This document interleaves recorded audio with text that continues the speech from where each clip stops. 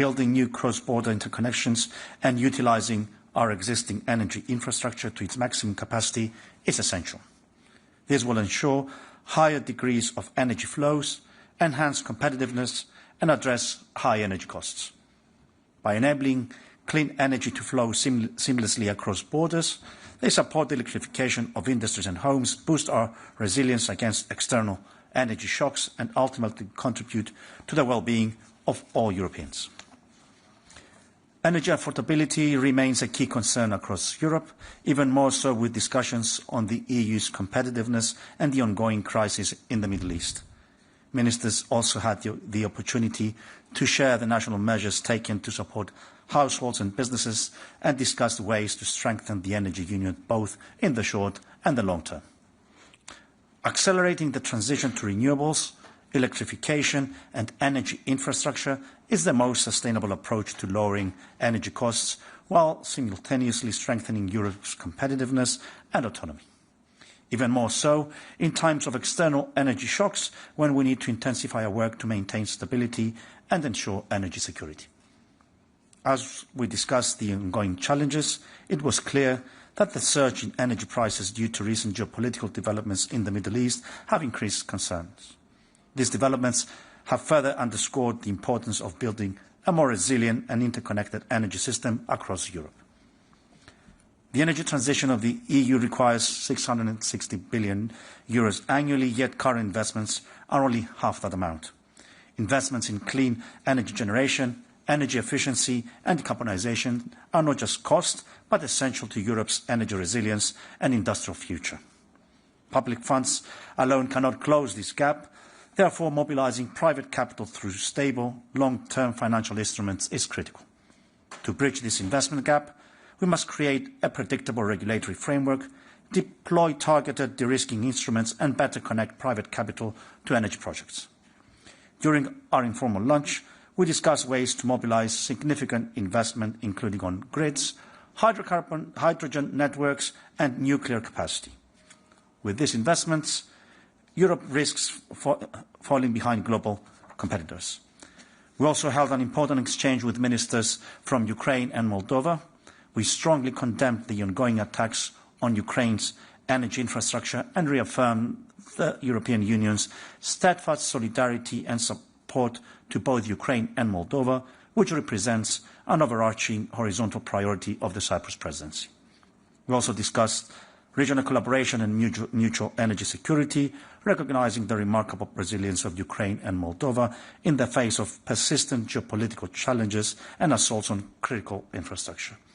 The solidarity and shared commitment demonstrated today are essential not only for maintaining regional stability, but also for learning valuable lessons from recent crises, ensuring we can face future challenges more efficiently. In conclusion, today's discussions reaffirmed our shared commitment to continue on our negotiations towards pragmatic and ambitious solutions that contribute to a stronger, more integrated energy union. A union that ensures clean energy, strengthens Europe's competitiveness, enhances our strategic autonomy and ultimately benefits all the people of Europe. Thank you. Thank you, Minister. Now I will give the floor to Commissioner Jorgensen.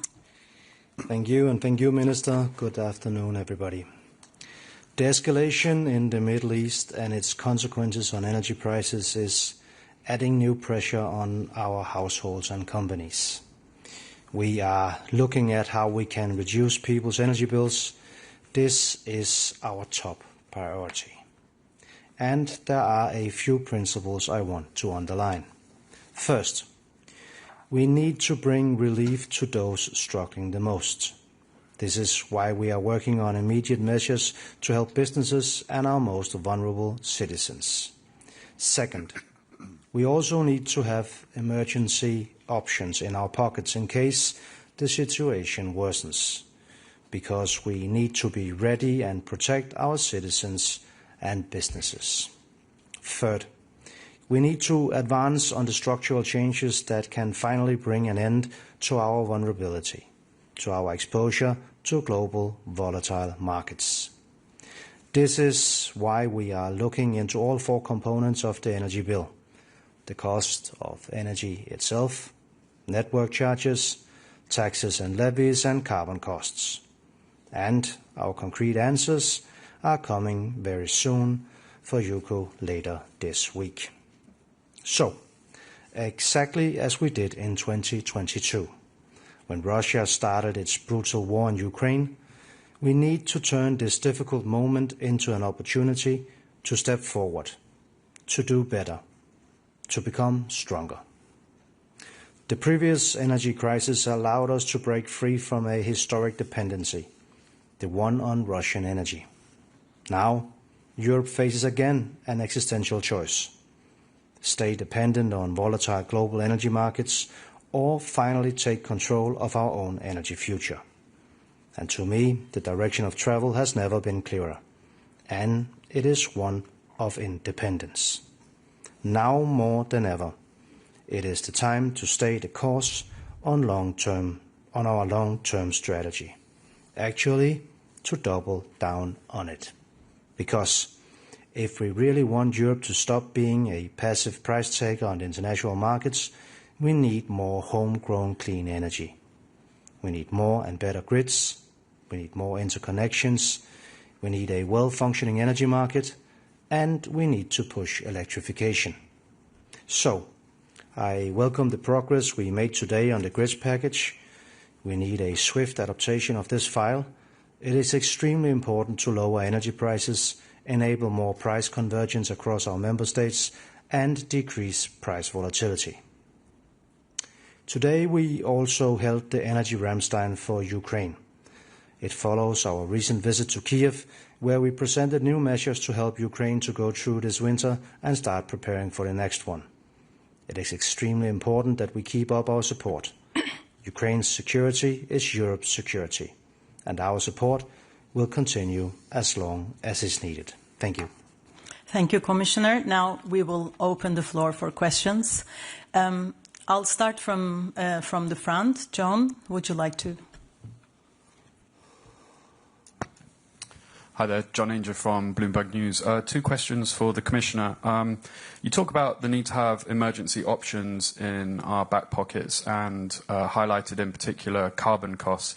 I was just wondering to what extent you think that countries should be able to strip the carbon costs from the power price, and if there's a preferred way for that to be done.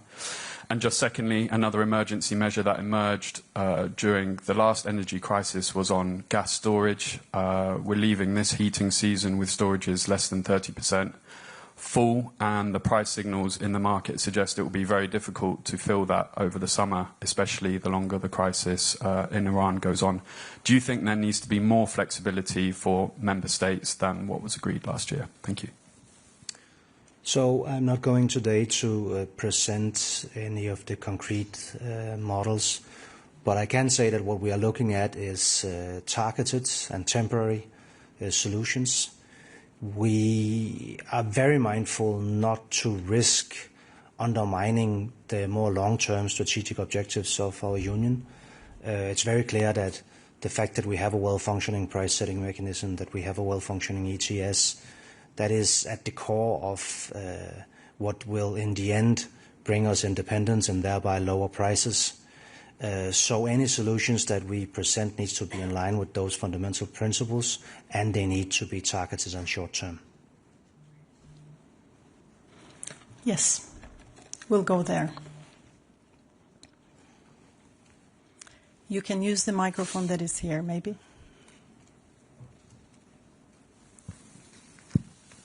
Hi, Philip Sylvin with the Norwegian media Energi og Klima. Today the Swedish energy minister claimed that there has been a major change in Brussels on the grids package proposal to use congestion incomes to finance the building of new grids.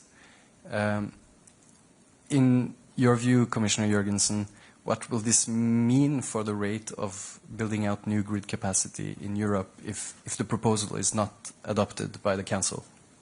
Thank you. So there's no doubt that the question of that funding from congestion fees that are a part of the proposal that we've put forward has caused some discussion. I want to underline that it's not the case that we are taking these money away from member states. The money will still be under the authority of the member states and spent in the member states. So I do actually think that we will be able to find solutions, and I want to thank also the presidency for already working to find compromises on this. There's no doubt that the grid package that we've put forward needs to be seen as a holistic approach where we both deal with financing and planning and permitting, and therefore I would be quite skeptical towards taking any parts of the package out, and I hope we can be able to find each other on all of the different issues because they are indeed connected. I'll take a question from here. Thank you very much. Tatiana Vysotska, European Pravda, Ukraine. Today the ministers discussed the question by initiative of Hungary and Slovakia on Druzhba pipeline. We know the position of Slovakia and Hungary, and I would like to know the position of the presidency and the current position of the Commission. Shall the Druzhba pipeline be restarted as soon as possible? Will you push the Ukraine to reopen Druzhba pipeline? Because President Zelensky say that restarting of Druzhba pipeline, it's like taking off some sanctions from Russia because it will give to Russia the additional income. So what is your position as a presidency and the Commission to this situation? And also, if I may, a couple of words about energy Rammstein. What was the result? All the countries participated in that initiative, or some part of the European Union. So thank you so much in advance. Minister. So today we had both the Ukrainian and the Moldovan ministers in the session, and we strongly support the Ukrainian position against what's happening for the last 4 years in Ukraine. I think the support of the European Union is strong, and it is there. We then had an AOB, as you mentioned, on the Druzhba pipeline. A number of states have provided their own position. The Council is taking note of that information. We'll take things from there. So I think we should also maybe start by reminding each other why it is that there's a problem with this pipeline. It's because Russia has destroyed it. Let's not forget that. So second point then, of course, is, okay, what does that mean for member states of the European Union with regards to the security of supply? Again, it's also important to underline that there is no security of supply issue. There are alternative sources. Neighboring countries have been extremely helpful making sure that happens. Having said that, of course, we have sent a very clear signal to Ukraine that we would like to see a timeline on when this Druzhba will be up and running again. But let me also underline that the Commission does intend to put forward a proposal to ban the import of oil from Russia. As you know, there are sanctions now, but there are 2 countries that has derogations, and we will put forward a proposal to change that. So all countries need to prepare for this situation. We do not want to buy energy from Russia in the future. Thank you, Minister. Thank you, Commissioner. Unfortunately, we cannot take any further questions because there is a follow-on press conference. We apologize for that. Thank you for your interest, and have a lovely afternoon.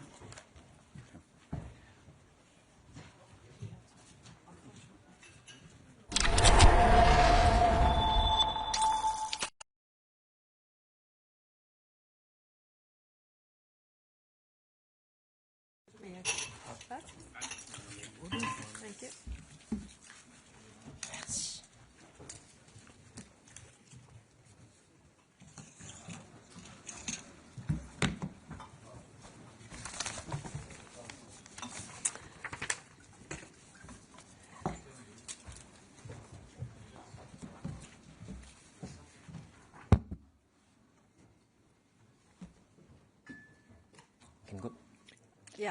Perfect. Good evening, colleagues. Welcome to the press conference following the Foreign Affairs Council. The High Rep will debrief you on the discussions with the ministers, and then we will move to your questions. High Representative, the floor is yours. Good afternoon. I must tell you that we have a meeting with the Indian minister at 6, so I was here before, but that's why, we don't have that much room, although I wanted to take your questions and as much as I can. But I will try to be brief, which is not easy.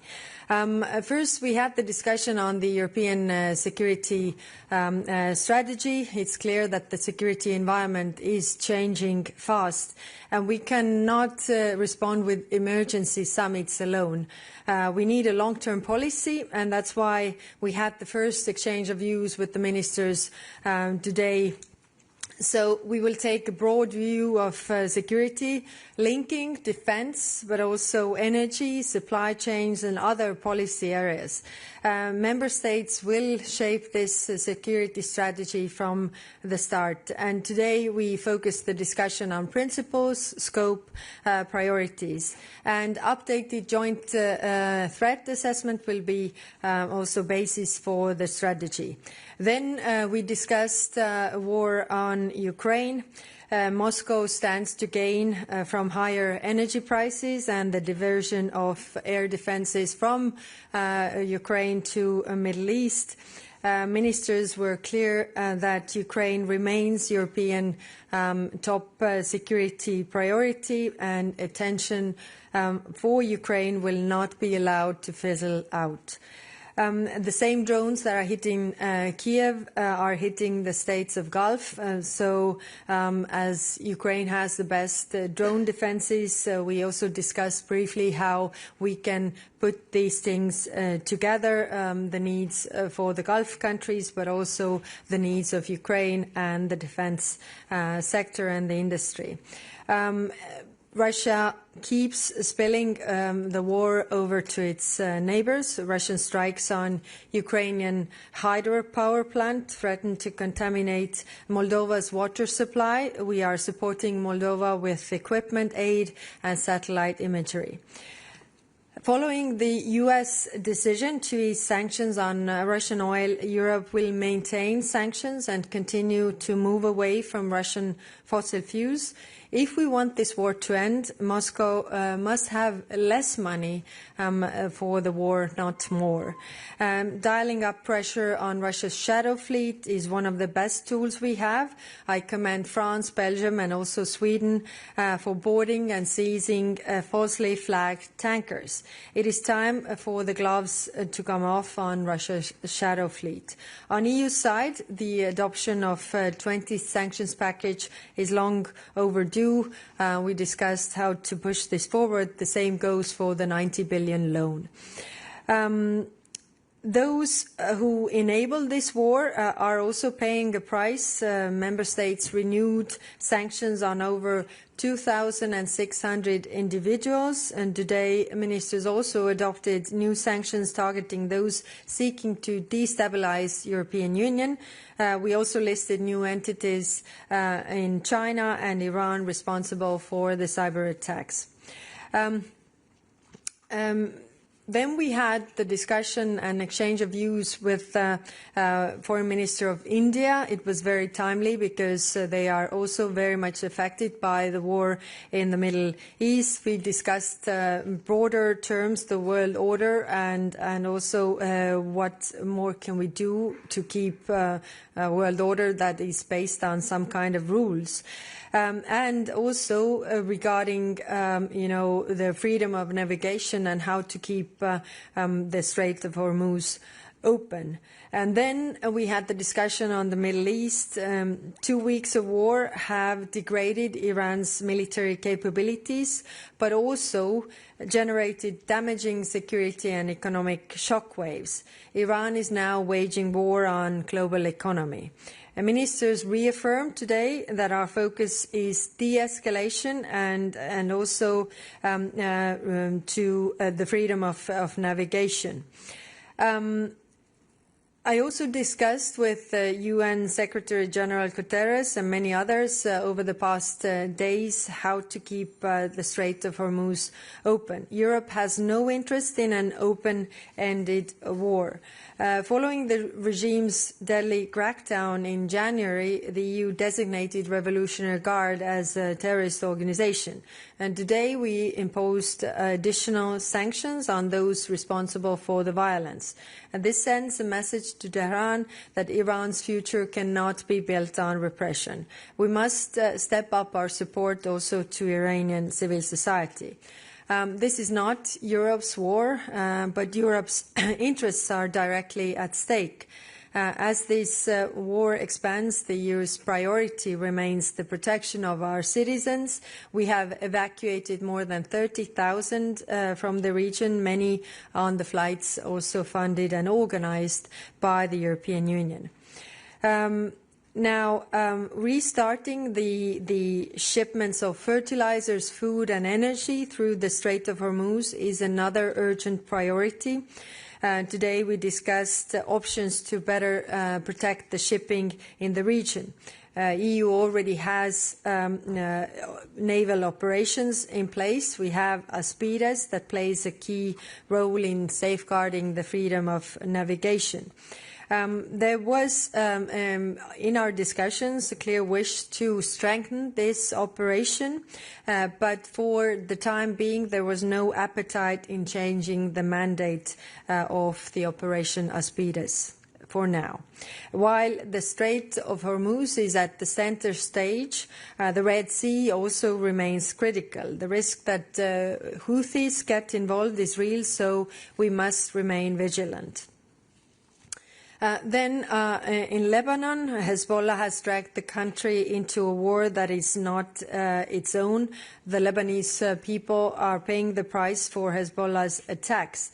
But Israel's heavy-handed response has caused mass displacement, and ground invasion will further deteriorate the situation. The EU will provide €100 million in humanitarian aid to Lebanon. We also continue to support the Lebanese armed forces to disarm Hezbollah. The situation in Gaza and West Bank is also worsening rapidly. Both the humanitarian situation and the political horizon are moving to the wrong direction. Progress on implementing the Gaza peace plan has been stalled, and EU will continue to press for improved humanitarian access, de-escalation, and also support for Palestinian authorities' reforms. And next month, I will co-chair a Global Alliance meeting to address all these issues. Ministers also reviewed the progress on the Pact of Mediterranean ahead of the leaders' meeting in Nicosia next month. We are preparing to hold the EU-Mediterranean Regional Security Forum to coordinate issues such as maritime security, but also counter-terrorism. And finally, following the request from Armenia, EU will deploy a hybrid rapid response team to help counter the threats ahead of the country's elections. Supporting democratic resilience in our neighborhood remains essential. We will not leave Armenia to face foreign interference alone. Democracies under pressure can count on Europe.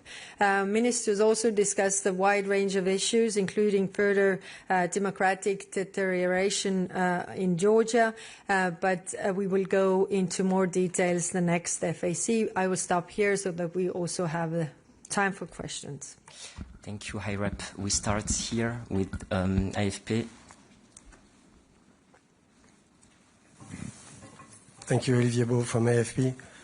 You just said that you had discussed the option to better protect the shipping in the region. But on the other hand, you said that member states have no appetite to change the mandate of the mission the EU has in the region. So could you elaborate a bit on the option you might finally take? And second question, if I may, can you also tell us what kind of guidance you received from the member states on the security, the European security strategy you discussed this morning? Thank you. Mm-hmm. Thank you. First, the shipping in the region. So this is not Europe's war. This situation in the region, we have the Operation Aspides, as I said, in the Red Sea. The discussion was that it should be strengthened because it doesn't have too many naval assets. It should have more. But the discussion on whether we are, also extending this mandate to cover the Strait of Hormuz, to go north from the Muscat line, there was no appetite from the member states to do that. As I said, this is nobody wants to go actively in this war, and of course everybody is concerned what will be the outcome. What was stressed as well was the diplomatic outreach to have solutions. We were also discussing with the minister from India what kind of experience they have in this regard, and whether there could be possibilities to really take this forward. On the security strategy, I've already received a lot of non-papers from member states. I mean, member states were stressing what is important. What they were also saying is that we shouldn't duplicate already the documents we have in place. We should rather focus also on the implementation and address the new concerns that we have right now. So we are in a very, very initial phase of this work. So it was really a mapping exercise to listen from the member states what are their concerns, and I also encouraged all member states to come up with the papers. So if we have all of them, then we can take them all together and put this forward. What I want to see is that it's short and political, not covering all the aspects. But let's see what comes out. Over there, Noureddin. Nordin Fridi from Al Arabiya. Madam High Representative, I have a couple of questions, one on Iran, one on the West Bank. On West Bank, and in Gaza, the killing is ongoing. Yesterday, a family of 4 persons have been killed in their car in their way to buy things for the end of Ramadan. Among these 4 persons were just 2 children, and they were killed by the army. The killing is ongoing in Gaza. My question, don't you think that because you are not pressing enough Israel, and that this war is diverting the international attention, the European attention from the situation in West Bank and Gaza and in Iran, if you don't mind, the chair of the independent international fact-finding mission on Iran said this afternoon that the core lesson drawn from her investigation is that the military action does not provide accountability, nor does it bring meaningful change in Iran. Instead, it is risking to intensify the domestic repression. After the discussion, could you enlighten us what is the political objective? Is there any in this war? If you have got some conclusion on that in this meeting. Thank you. Thank you. Yes, it is true that this new war in the Middle East is diverting the attention away from what is happening in Gaza and the West Bank. And ministers also raised this issue because we see that, this momentum is used to, again, hinder the humanitarian access, humanitarian aid getting into Gaza. The second phase of the peace plan is totally stalled. So we have to keep this up, the attention there. And also the violent settlers, killing people without accountability, this is a major problem. And that's why there was also, again, this call that we have the sanctions on the violent settlers on the table. 26 countries want this, one is blocking. That is the sad reality that we have. On the military action, and the goals of this military action attention need to be, given by those who have started this war. Europe is not part of this war. We have not started this war, and the political objectives are unclear. Of course, we talk to different parties. But, with wars, it's easy to start, very hard to stop. And also it gets very messy. It gets out of hand what we see right now in terms of the economic consequences. 20% of the world's energy, oil and gas, goes through the Strait of Hormuz. It's affecting Asia mostly. Fertilizers are going through the Strait of Hormuz. It's affecting, Asia, but also Africa. If we don't have fertilizers now, this year, we will have a famine next year. So it is a very, very big and war with many consequences, and that's why we are also reaching out to our partners how we can collectively really, convince the warring parties to stop. So we are working on that. Looking at the time, we'll have time for last question. Thomas. Thank you. Thomas Kutschka, Frankfurter Allgemeine Zeitung. While you were talking, Iranian Foreign Minister Arakchi said that the Straits is only closed for Iran's enemies. Could that be a basis for a diplomatic solution? Yes, this was also the discussion that we had with Foreign Minister of India. And as I said, we are working on the diplomatic solutions. Now, the problem is, of course, it's also there are so many players at stake when it comes to the shipping. You have the insurance companies who are also reading papers and saying that, there's a huge risk, so the prices go up. There's also the crews of the ships. So captain is eventually making the decisions whether the ship goes and takes this risk or not. So if they are not, assured enough, they are not putting their crews at risk. And nobody can force the crews to go to the dangerous situation. So, I don't think the saying, or let me put it this way, that you have to have, concrete, tangible results to show that now it is, peaceful and safe to go through. It's not only the assessment whether we are the enemies or we are not the enemies. It is very complicated, and definitely all the European support for a diplomatic solution.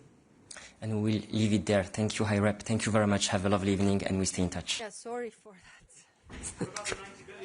Yeah, that's...